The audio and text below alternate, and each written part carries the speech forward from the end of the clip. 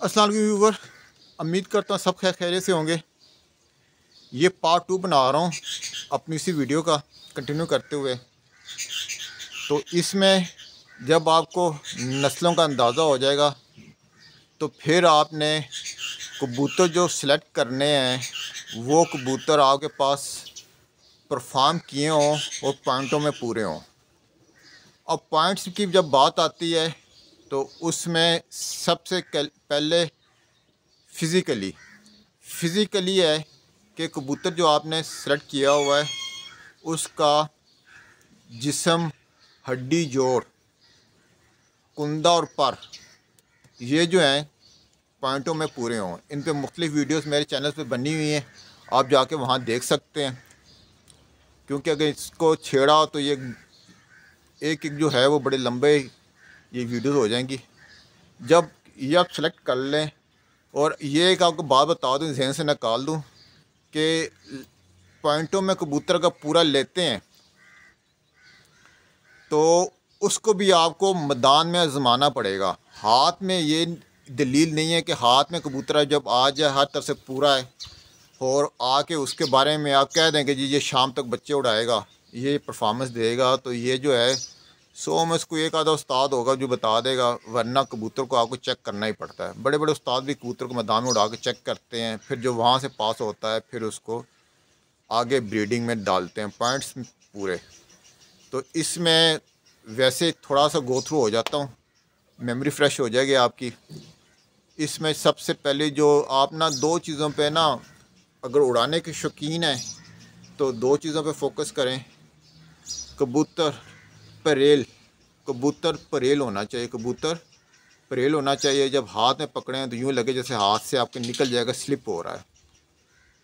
तो इसका बेनिफिट ये है कि कबूतर जब आपके हाथ से स्लिप हो रहा हो तो ज़ाहिर बात उसने परफॉर्मेंस कहाँ देनी है, उसने परफॉर्मेंस देनी है हवा में, फ़ज़ा में, ठीक है। और जो हवा में ज़ाहिर बात है डस्ट पार्टिकल्स भी होते हैं, हवा का अपना एक वज़न होता है, एक हजूम होता है, एक प्रेशर होता है।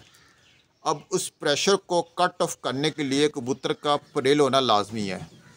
जिस तरह आप देखें चिकनाई वाली चीज़ है, चिकनाई वाली चीज़ स्लिपरी होती है और उससे जैसे ही हवा टकराएगी तो वो स्लिप हो जाएगी, साइडों पे स्लिप हो जाएगी, जिसकी वजह से कबूतर जो है बड़े आराम से उड़ सकेगा, उसको उसकी ताकत ज़ायल नहीं होगी। इस वजह से परेल कबूतर जो है अच्छी परफॉर्मेंस देता है। दूसरी जो बात कह रहा हूँ, इसमें आपका हड्डी जोड़ का कबूतर पूरा होना चाहिए। पूरी हड्डी हो और किश्ती नुमा हो या नून हड्डी हो, कर्व खाती हड्डी हो, और जोड़ जो हैं हड्डी के साथ ऊपर ठुके होने चाहिए। इसका बेनिफिट ये है कि कबूतर का बैलेंस जो है सारे का सारा हड्डी और जोड़ में है। मुख्तलिफ मैंने मेरी नज़र से वीडियोस गुजरी हैं, उसमें जी दुम का अंदाज़ बताया गया है, जी दुम इस तरह की हो, ये हो, फ़लान हो, ढमकान हो। किसी को मैं ब्लेम नहीं कर रहा, अपना अपना व्यू पॉइंट हर रहेगा, किसी का इख्तलाफ नहीं है, मैं अपना दे रहा हूँ। तो बेसिकली जो बैलेंस है वो कबूतर का सारा हड्डी और जोड़ पे डिपेंड करता है। अगर प्रॉपर हड्डी और जोड़ का कबूतर है, बन जोड़ का कबूतर है, हड्डी पूरी है, तो उसका जो बैलेंस सेंट्रली जो होता है वो, जहाँ कबूतर का सारी छाती का गोश्त होता है, तो उसका सेंटर जो है वो बैलेंस कहलाता है। और जोड़ अगर बंद होंगे, ऊपर कर ठुके होंगे, तो पेट छोटा होगा। और आप एक साइंटिफिकली बात कर देता हूँ आपको, बात फिर लंबी हो जाएगी, कि जिस चीज़ का हजम ज़्यादा होगा उसको ज़मीन अपनी तरफ खींचती है। ज़मीन की अपनी कशिश है, और ज़मीन की कशिश से निकलने के लिए कोई भी चीज़ आप ज़ोर लगा के, जिस तरह मकनातीस है, आपको एक छोटा सा मकनातीस दूँ, उस पर आप साथ मेटल लगा लें कोई भी, आपको खींचना आसान होगा।